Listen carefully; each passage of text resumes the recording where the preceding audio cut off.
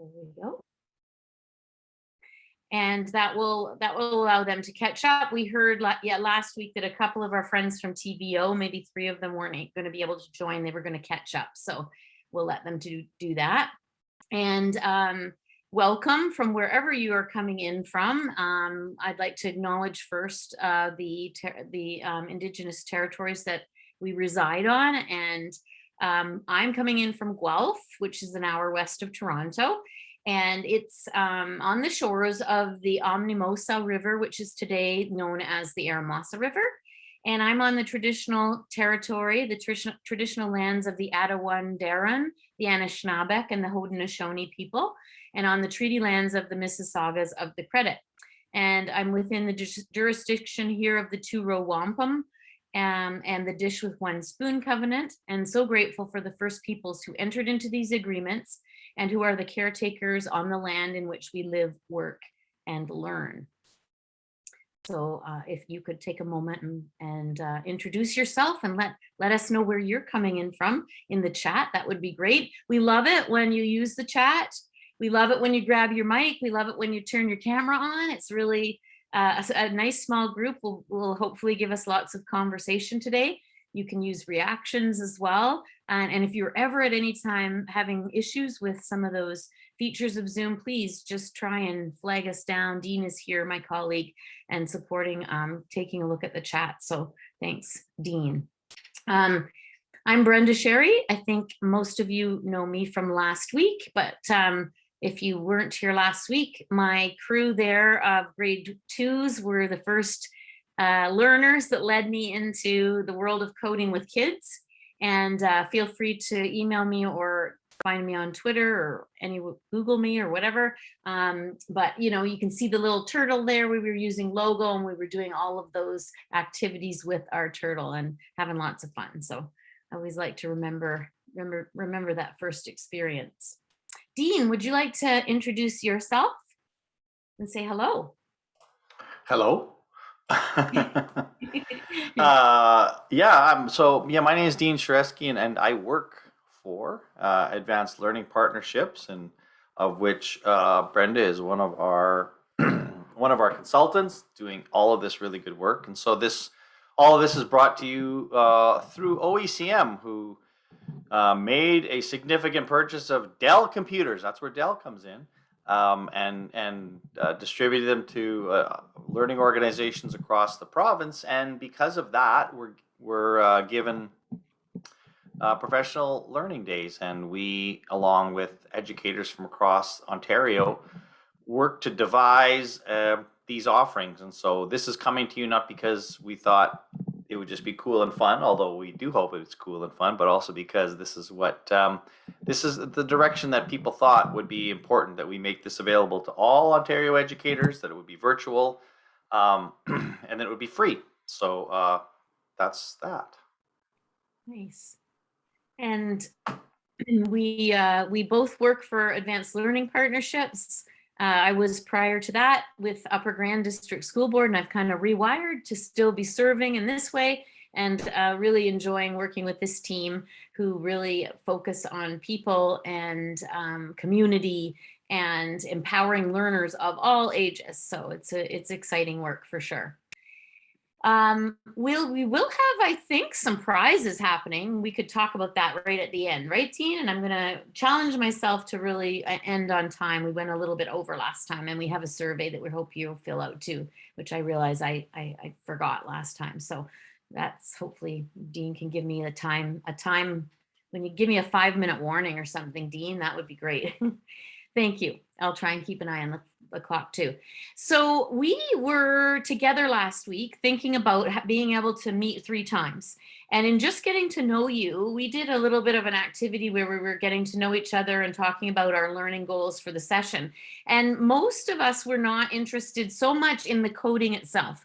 We were pretty familiar with a lot of the applications or new ways to get into some of the most popular coding applications. We were interested in around these 3 ideas. When I went back into the Jamboard and really looked at what you shared, people were thinking about how many different ways they could reflect their student identities and lived experiences in their learning. There were several comments around that, that piece. Um, People were thinking about not just knowing about the tools and resources, but also the emphasis on making thinking visible. So the thinking piece around why coding is a great thinking activity. And then we had a little bit of interest in, understanding how we might moderate it, monitor it, how we might provide feedback, and how we might manage having students with all different interests and identities. And that that statement there, I feel like I don't have all the answers. I mean, I didn't actually write that, but that that is what I think too. And I think in terms of inquiry, when we come out having more questions than when we started, I think we're in a good place around going deeper. So in thinking about what we might do today, first I was going to ask you, what, in terms of reflection and action, what was one thing that resonated or stuck with you from last week, if you were here? Or what, if anything, did you explore or try? So that might be something that you could share with us, either by grabbing the mic or entering it in the chat. And then I was hoping we would today explore some innovative ways to embed coding opportunities into learning activities. Oh, and there's a typo that I will fix soon. And we will empower ourselves and each other by sharing collective experience, ideas, and resources. So kind of go back to that Padlet, maybe do a little bit of a breakout if we need to, but we could also stay in this small group and hear some things and then talk about it, because the ideas are with you. You are the ones on the ground with our students. And so the innovation is going to come from some of the things that you're thinking about. So yeah, report cards are in the way. So that's okay, Helen, you didn't get to try anything. So anybody else want to share maybe something that resonated or stuck with them, or anything that they've tried or thought about since? Something that I was thinking about, Brenda, was how do we use coding to not just engage students, in terms of looking at, I would say, culturally reflective activities, but also use that problem-solving mindset that coding encourages to encourage students to develop critical thinking skills and criticality. So moving a little bit beyond just acknowledging different cultural realities to looking at a more anti-oppressive approach to our teaching. So I've been trying to kind of see how coding through a problem-solving critical lens, and having students actually think about how they can use it for their own innovative purposes, could kind of elevate our teaching. I think a concern that I have had with coding at times is that it can become very rote depending on how a teacher presents it to students, and we don't really want to get back into this rote approach to mathematics instruction, right? We really want to focus on the problem solving and the mathematical processes and that critical piece. Really well said. We see a lot of recipe style coding activities, right? So, sometimes, and so, and not just coding activities, that can be, widely, that we can see that widely sometimes in education. And so what does engagement mean for students? And yeah, how can we add that criticality? So I'm hoping we will be talking about that. Megan, do you want to share anything related to what you put in the chat there?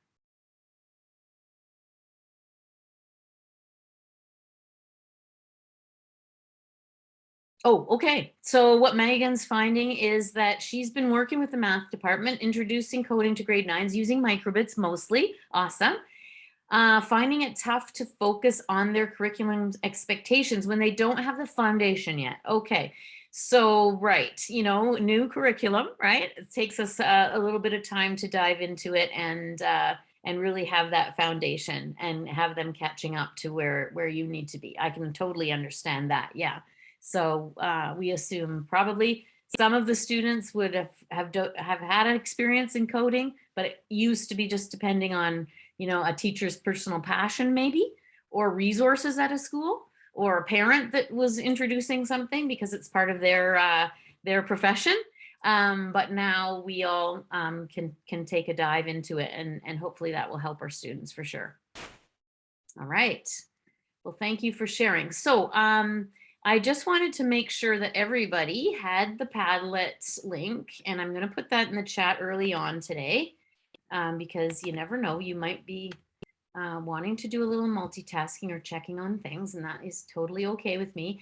I've added a few things. I added the Rob's article from last week, and I've added some slides that Melanie has shared with us from last week. So I think we've got some really good things in there, and we are going to have an opportunity to sort of take a wander through that together and really highlight some of the things that people think are really relevant to their work. So I'm just going to start with showing you a few examples. I'm going to go fairly quickly, so that we can have some time to think about our individual contexts, and so that I can kind of explore a framework that I find pretty exciting around exactly what you said, Diane, and that is to go deeper into some of the coding activities with a lens of criticality and other things. So when the pandemic first hit, I had happened to be involved with a CAN code project, and we're just waiting for our third round of funding to be announced. But we used a Lynx coding software for that, which is a text-based coding software.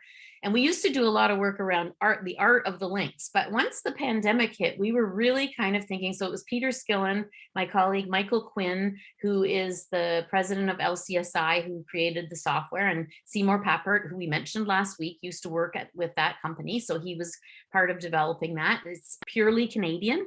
And it's also available in English, in French, and in Indigenous languages. It's available in Mohawk, Cree, and Mi'kmaq right now. So, and Ojibwe. So pretty exciting for students to be, exploring their own language as well. And very quickly, we started to sort of think about it as the heart of the Lynx, actually, because we were concerned about students, and we were having an opportunity to work virtually with students.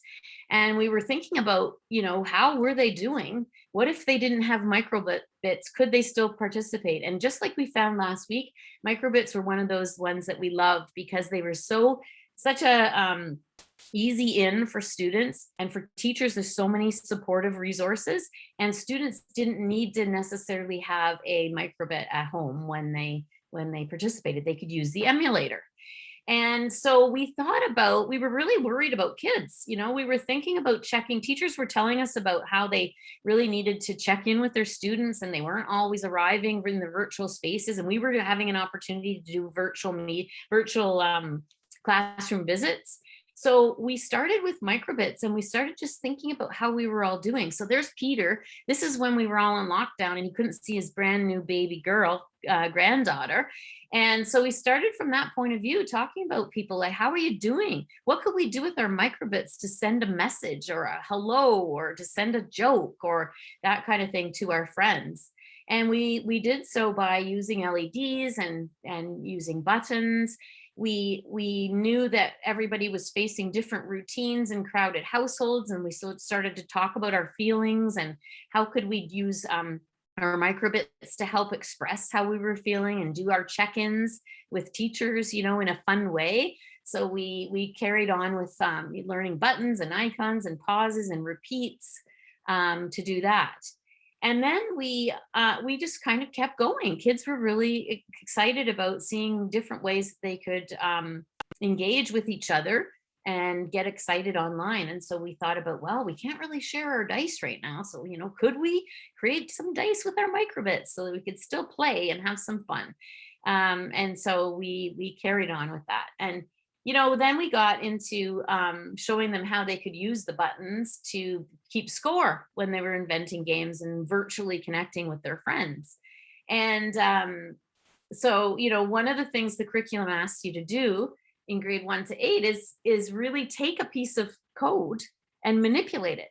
And we found that was a way that we could actually have a lot of fun and success with both students and teachers who were new to coding by providing activities, you know, and then giving students a chance to manipulate the text or the code rather, and to have different things happen. So, you know, we got to this point where two players would be playing, they would be each having a button to score whatever game they were playing. And, you know, we were getting into programming some conditional statements. So if player one was equal to player two, then the microbit would read a tie. If player one was greater than player two, it would show player one had won, or else it would show player two, and then it would show the maximum score for the players. So the kids were tasked with the challenge of figuring out what games they wanted to play, and we did that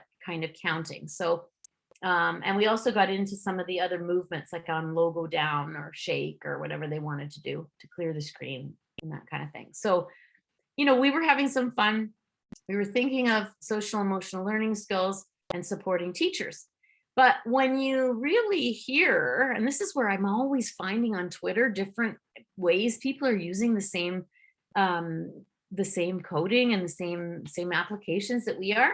So here's a lady who shared that her son, with his microbit, coded she had a dog that has epileptic seizures, and so on Shake, this boy coded a caller alarm with a delay so that it wouldn't go off an arrow. So, you know, these are the kinds of things where you're thinking about those real life problems for others, right, Diane? Like, you know, what is the impact and what are the real world things that students can do, the real work that they can do? Well, and it's so like personally relevant to that student, right? So centering Yeah. the students' like lived experience and making the learning relevant to real life. Right, right. And kindness, you know, and looking after each other. And, you know, that was such an important thing. And joy, you know, Dean's book and a lot of his work involves joy and how we can bring that to our learning and just be kinder to each other. And so this was a time we were really looking for these kinds of things. And then, of course, we were learning about our friends at Inksmith. I don't know if you know the company Inksmith. And at that time, they were using their own design thinking process that they usually use with students. They were thinking about, what does society need from us right now? What could we do to contribute? And so they were creating the Canadian Shield. And, you know, so we also had some virtual visits where we went to their factory, but we got thinking about this coding for good, right? This idea that we have a responsibility to each other. And so we created, an educator named Heidi Siwak, who I know from Hamilton. I called Heidi and I said, Heidi, we are thinking of a Coding for Good project, and you are the person that needs to maybe check this out and try it with us, because Heidi was really into design thinking. And we were talking for a while, and we brought a challenge to the students because everybody was talking about frontline workers. And we were thinking about who were the frontline workers in her grade 7 and 8 community. Like who were they envisioning frontline workers to be? And who were the hidden frontline workers that were doing a lot of works, but maybe not so visible? So those students went out and they did a lot of research, and they took surveys, and they interviewed people virtually, of course. They were still learning from home at this time. And then we ended up using links to create, along with Inksmith, a Coding for Good project. So those students created interactive cards to thank some of those less visible frontline workers in their community. So again, you know, that piece of what can I do? And kids were so wanting to do something. You know, they were feeling alone and at home, and they wanted to connect and wondering how they could help. And so, so that was great. All right. And Megan has shared with me, let me just see, the games and scorekeeper activity. She did one with her grade 9s to introduce coding to keep score for a Jimmy Fallon dance move competition. That's great. That's great. Awesome. Good one. So Heidi, I just saw this tweet today. Heidi is actually She took what she did with her students last year around Coding for Good. She's now thinking about their projects from last year. She's looking at the COP26 information that's coming out from the meetings and thinking about the wicked problem of climate change. I'm sorry for the fuzzy picture there, but actually I should give you these slides. You'll have these slides in a second, and then you can take a look at her brainstorm from her students. So, you know, as you get deeper, you kind of think of new layers once you become comfortable with the coding, and as she's doing, she wasn't a super huge coder at the beginning, but she knows that piece around design and how to get the kids thinking critically. And so she's using that piece, the coding piece the students are figuring out. So, you know, Girls Who Game. Dean and I are both involved with a fantastic project with Dell, where girls are engaged in coding through Minecraft, and they focus on sustainable development goals, and they're given a design challenge. So part of their work is to research their 2 design challenges, and then do things like build a community of the future or build a school of the future to solve a real world problem. And our friends at Inksmith, again, they've taken what they know about the microbit, and they've created climate action kits that also challenge students to engage in learning how to conduct science experiments related to climate action. So things like monitoring the water in your plants, or ice, or, you know, cooling and that kind of thing. So the microbit isn't included in their kits, but all the other pieces are. And they have really good resources online for teachers too. I found that buying the sensors and the motors and the alligator clips and that was not very expensive. So you could still do a lot of this kind of thing without a lot of expense, for sure. All right. And then one of my most thrilling things to work on is, and again, this just kind of deepened, you know, like as you learn more and look at things from a new lens, you just go a little deeper. So I had returned from the ministry to my school in Rickson Ridge in Upper Grand, and my grade 8 one of the grade 8 teachers was involved with this project with Dr. Ruth Beatty at Lakehead University. And for about 8 years, Ruth has been working with Indigenous communities to understand Anishinaabe ways of knowing mathematics. And so working with community members, working with elders, bringing them into the classroom to understand some art and crafts that were traditional to their culture, and having the students understand those and then unpack them in terms of the mathematics. So I saw this, you know, I just got to visit and look at what the kids were doing with the elders that were in my school. And I couldn't believe how much computational thinking that I was observing. And I said to Ruth, hey, do you know about, you know, logo and coding? And she did. She knew Pappert's work. And so she came on board, and there's a website that you'll have a chance to explore today. But really, we started to layer onto her work now this piece around coding. So the elders coming into the community, learning about the Indigenous crafts, in this case, loom beading, and students playing around with the materials, the hands-on patterning with their crayons or markers or whichever way they like to do it, then loom beading, and then coding those designs. So trying to think about what those patterns look like, and how could they be more flexible with an electronic or digital version of the patterning they were doing. And what was really interesting was it was grade 3 and grade 5. And the grade 5 teacher was remarking to us over and over again about how the pattern core was, he was really seeing these kids seeing the pattern core in a more deeper way after doing the coding. And it's something that he's challenged with every year, understanding what the core is and, you know, what comprises the pattern. But he was really blown away by that. So that was really neat. Here's an example of, you can see the text-based coding on the side here, lots, and the student has made procedures for columns, and then is putting them together here into the larger pattern. So let's watch what that looks like. This isn't, yeah. And then clear graphics, and then core 2. And then the turtle comes around and completes the pattern.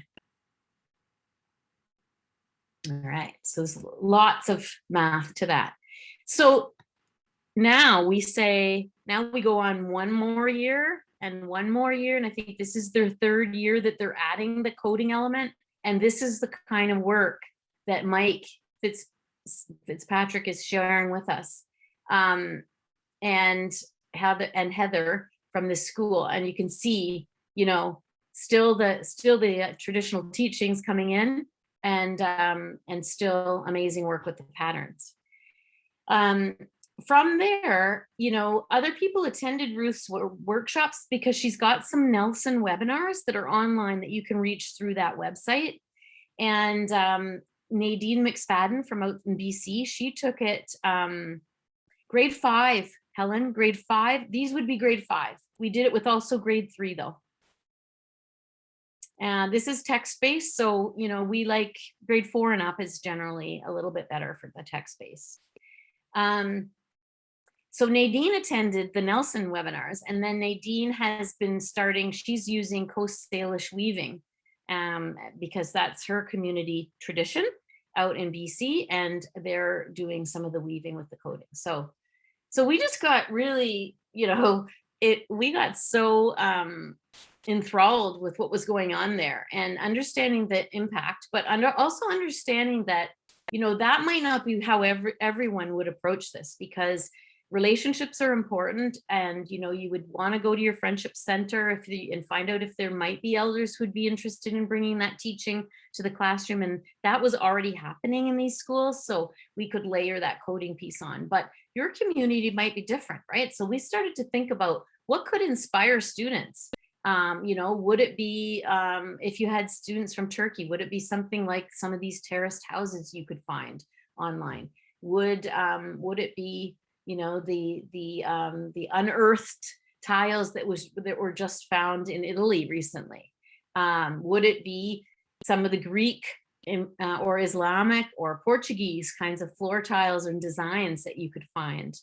You know, and Arab and Turkish and Iranian designs as well, like just so many beautiful examples, and some of them very challenging to code, but as an inspiration, right? For the kinds of work we could do. And for Helen, a little knitting example. We could also think about yarn and quilting. Yeah, you're welcome. So, you know, one of the things I thought we could maybe talk about, so when we speak about this going deeper, when I heard from Melanie Mulcaster about Goldie Muhammad's work, and we touched on it slightly last week, right? We talked about her work. When you dive into this, if it's of interest to you, and this I thought would be a nice framework for us to think about. She doesn't specifically talk about coding, but she talks about identity and belonging, and she asks herself these questions when she's designing instruction or learning activities for students. So, you know, how is it going to help our students learn about themselves and or about others in their community? An identity focus. How can we build on students' skills for the content area? So those cross-curricular pieces, right? So it could be coding, but it could also be matched with science or art or social studies. How will my instruction build students' knowledge and mental powers? So if you can think back to those clouds we talked about around deeper learning, you know, what interpersonal and cognitive and interpersonal dispositions and skills will be drawing out in this activity? How will my instruction engage students thinking about power and equity and the disruption of oppression? And so this is another layer. You know, when Heidi was talking about the hidden frontline workers, you know, why is that happening? Why are we knowing about some folks And why are we not hearing voices of others, And then how will my instruction bring joy? How will it spread, amplify, elevate beauty within humanity? So in terms of an equity and responsive cultural lens, I really have found thinking about these will really help me when I'm creating a project for students. Any comments on that as we just want to stop for a minute? Anyone already using her framework? I actually was part of the group that was looking at this this resource last year with the librarians, like partnering with some of the librarians throughout Peel District School Board. So yeah, we looked at it and we did some work in the schools, looked at layering texts and how to use the 5 pursuits to kind of structure some of our unit planning. And I love the idea of being able to bring this to coding as well, because we Right. focused a lot on the literacy pieces. It was librarians working together, right, with classroom Yes. teachers. But I love how we can make those connections across to the math curriculum as well. Right. And for everyone here, and those listening, if you're catching the recording later, so Melanie gave me permission to put 2 sets of slides that she's done recently in our Padlet. So thanks to Melanie for sharing. And you will find some of the mentor texts and that idea of layering text. And so it's in there for you. Little more different than what we're talking about for coding exactly, but it'll be there for you to browse around in. So let's look at this example for example. And this is right out of one of her slides from Melanie's. So, and Goldie Muhammad, Dr. Muhammad puts a lot on Twitter. So this is a mathematics unit plan based on the fabric of Africa, because in her community, she's working with a lot of African Americans. And so in terms of identity, if you go to the fabric map of Africa, when I get you these slides and we browse in a second, it's amazing. And so students here are challenged to identify the clothing and fabrics that are important to their own identity and culture, then to learn about geometric transformations and symmetry, to learn about diverse fabrics from across the continent of Africa in terms of the intellect piece, and learn how textiles help to sustain the economy across different African countries. And even the research on that Fabric Map website goes into some of the inequities around who controls a lot of that fabric industry. So you could really go deeply there. And then just the joy of designing something for yourself and understanding that just what really you love about the patterns and colors and why would you wear these. And then in terms of the coding piece, whoa, what could you replicate there? What could you be inspired by from the map of Africa? And what would you do with that? So it looks like this. So it's really the, are you seeing a map of Africa now on the website? Could someone give me a thumbs up? Yeah, okay. So really students can explore all of these countries and learn about, the Dutch colonization of African countries and what that did to the fabric trades, and, just a historical part too about that. So awesome. And so just me seeing that piece alone, I'm thinking, some of that earlier work I've done with coding, I would just like to go deeper with her questions. So that could be something you think about as you choose things to work on. I mean, we talked last week around Diwali. We looked at microbits, of course, because they're LED lights. So it just made really good sense to, at the Festival of Lights, engage in that. When Dean and I were at in our recent workshop in BC, the Rangoli the lotus blossoms were being drawn outside the board office. We heard firecrackers, big time celebration there around the Festival of Lights. So that could be something you continue with microbits. And then again, gosh, I love my learning network because you can check out, and it's on the Padlet now, and Jali Joshi has shared her slides. She does a whole Rangoli math activity, and then she adds the layer of coding. So she brings it into Scratch. And again, when you see these examples and you see a piece of code that someone's worked on and shared, that is so much part of your curriculum expectations to take that code and manipulate it. So, you know, you can do a lot of exploration with students based on having them deconstruct, right? And then construct what they're coding. So there was that one. So I thought we could just spend the rest of our time today thinking about what would you do with your students? How might you empower your students? Would you be thinking about identity in terms of who they are, or about their identity related to culture or community? Maybe you might bring in current events depending on your context and what you're teaching about things that are happening now, like the COP meeting that we heard Heidi connecting to, or is it mentor texts? You like to bring in the literacy piece to inspire your students, or science, whatever it is, you'd be thinking about how you might do that with your students, right? So I just wanted to, let me just stop and make sure. I'm going to stop sharing, and I'm going to give you the slides, and then we could eat. I mean, I was thinking we might break out if we had a lot of people, but we don't have a lot of people here, so we can kind of give it some thought, just as a group possibly.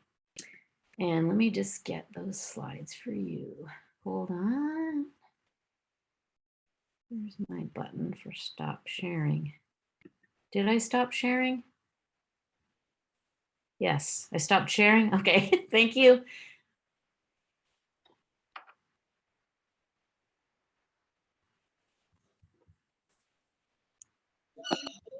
Okay, I'm just going to take a second here to grab the links for you guys. Oh, why is my slideshow not?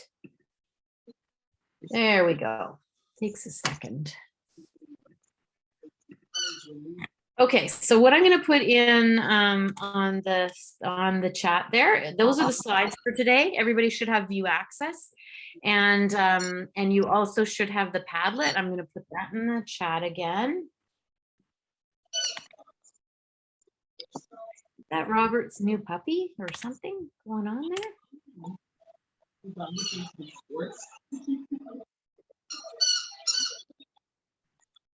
Welcome, Robert. Good to see you. Aww.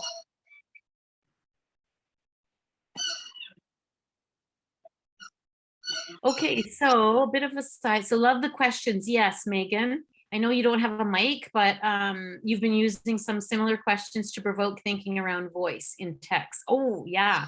So you're working with grade 9s that are coding and, well, the math teachers and as a teacher librarian. Is that right?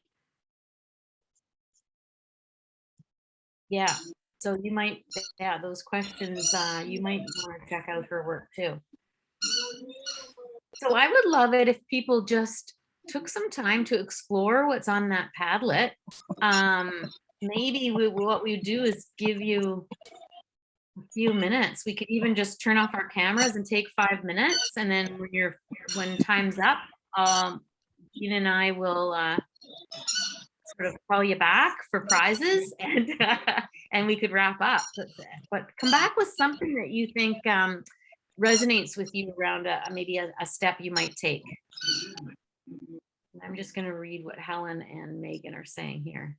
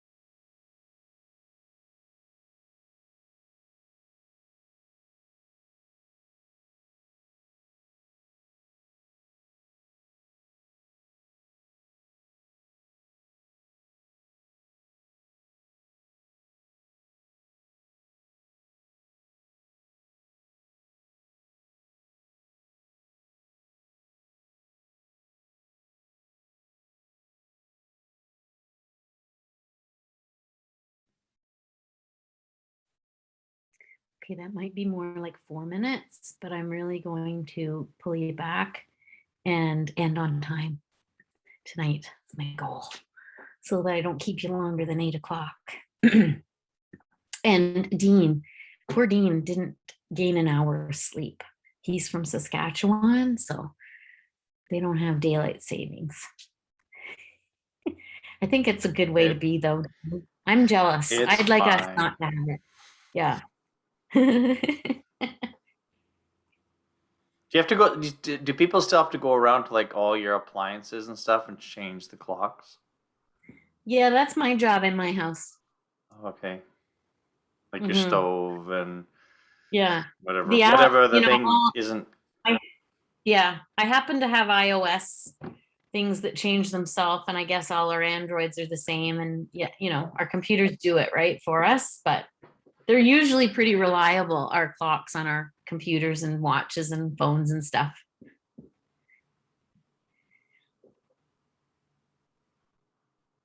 All right. Anybody find something that they would like to explore some more? Megan is, yeah, Megan was talking about, she's doing some of that real life science. She's getting, she was looking at the Let's Talk Science resources. Awesome. They're in the first column, right? And they had some free stuff. So Megan, you're going to send me your email. Good, because I can get you signed up for a newsletter for CanCode, and when we get our funding, you know, that's the kind of thing we can give you. But what kind of data are you going to collect around the school? I love that idea of having the students be part of that. I'm going to try talking, but I really don't have much of a voice. Can you hear me okay? I know. Yeah. At least Yes. it's just a cold and not COVID, right? Right. Yeah, so I saw the Let's Talk Science and got really excited about what they were trying to do. And with everything around the pandemic, I thought it would be really cool if the students could collect some real data around carbon dioxide in schools. So I got permission to get CO2 sensors to put around in different rooms. I got the math department on board. I got the science department on board. So it really has been a very cross-curricular thing, but we just can't find the sensors. But it fits very nicely in with the data unit in the grade 9 math curriculum. And so that's where we're kind of going to explore that. They'll be collecting their own primary data and then graphing it and expanding on that depending on where they want to take that themselves. So that will be how we introduce collecting primary data, but then they're going to be asked to go and collect something themselves. And we'll either use Arduino Science Journal or the microbit sensors that are already built into the microbits, and they can go and explore something themselves, which should be pretty cool. But I'll share in the chat what I did to introduce the microbits with the dancing. It's not really culturally relevant necessarily, but it could definitely be adapted to fit anything. And the kids had a lot of fun. There was one class who really hated coding because their teacher wasn't really comfortable with it. And so it had been very rote in the beginning. And so we made it into a dance competition. I'll just give a warning that the Jimmy Fallon dance compilation that we used could be a little suggestive for younger audiences. There are some like J-Lo dances, but they're all the funny dances, right? Like that he makes up, like how to discreetly pick a wedge kind of dances. Yeah, so they're really fun, but I'll put the link to that in the chat. Feel free to use and adapt however you like. All right. Thanks for doing that. That'll give us a little laugh later. But thanks for also the warning us about the content. How many do you think you're going to need? Sensors. You can put a number in there, just, you know, on your wish list, because I can sometimes make wishes come true, which is kind of fun with grants. Yeah, well, and things. we do have some funding too that we scored, but we do need 30 for like a whole class set. And the thing is the supply. It's not that you can't, yeah, the people just don't have them, right? Yeah. Anything else? Thank you, Megan, for sharing.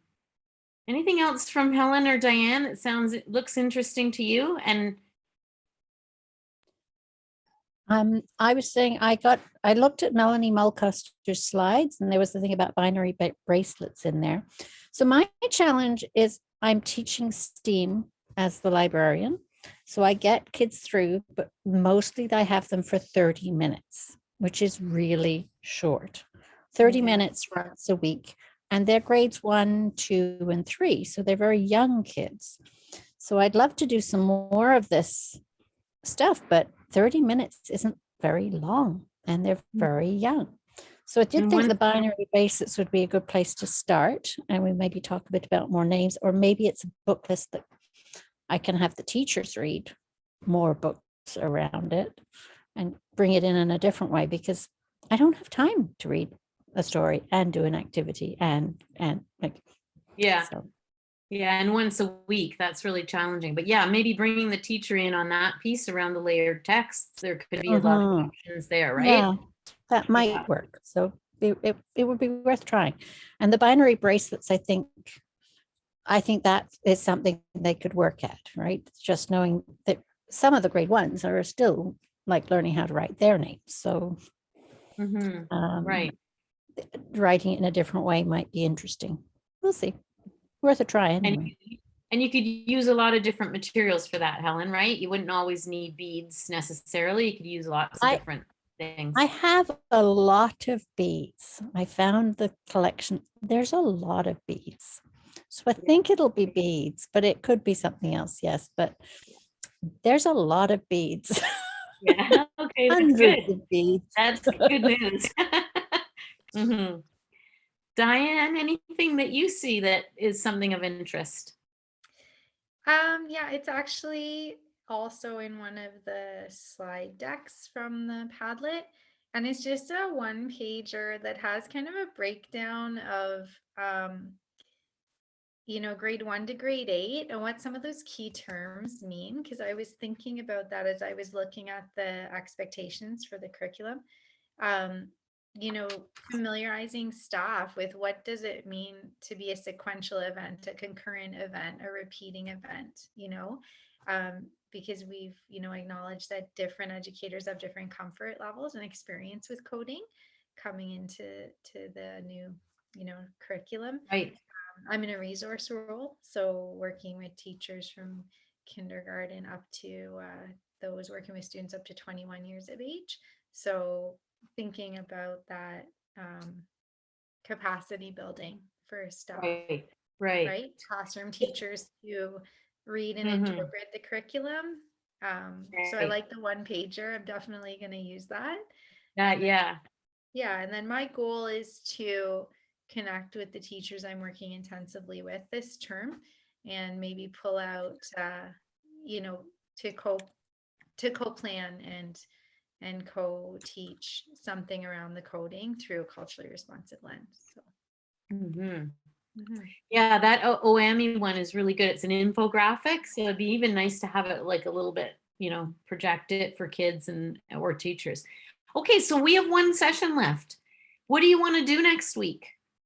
Do you want to actually work through an activity? Do you want to have some time to get some support around that? Do you want to do some coding and look at those terms from the curriculum? What's your fancy? You three get to pick.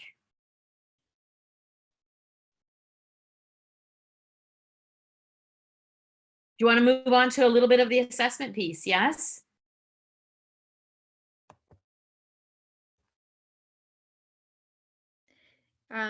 One of the things that I'm focused on in my role this year is universal design for learning. So I'm also curious just about how we can look at coding and then think about, potential barriers too. How do we make it accessible to all students, with a variety of identities, but also learning profiles and, different exceptionalities. So maybe that's Perfect. what we could think about as well if we're looking at that assessment loop, the Yeah. differentiation piece. You know, UDL and assessment, we'll cover that in an hour, no problem. Yeah, right. Yeah, no, two really good topics. Okay, thank you. I'll take that and run with it for next week. Thank you. Dean, I'm going to turn it over to you to wrap us up. And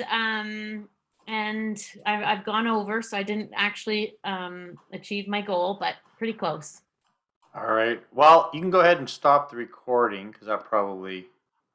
Yes. Okay. And the winner is Helen. Helen. So, Helen, if you would drop your email.